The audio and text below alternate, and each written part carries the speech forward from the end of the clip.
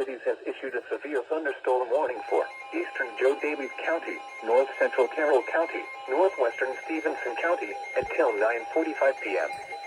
At 9:09 p.m., a severe thunderstorm was located near Moss Back, or 11 miles northwest of Mount Carroll, moving northeast at 60 miles an hour. Expected hazards include ping-pong ball-size hail. Severe weather has been confirmed by law enforcement. People and animals outdoors will be injured. Expect damage to roofs, siding, windows, and vehicles. This severe thunderstorm will be near Elmville around 9:15 p.m.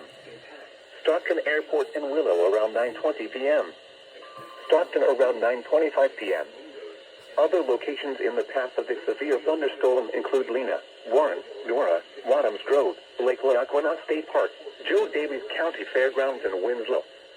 A tornado watch remains in effect until 10 p.m. for northwestern Illinois.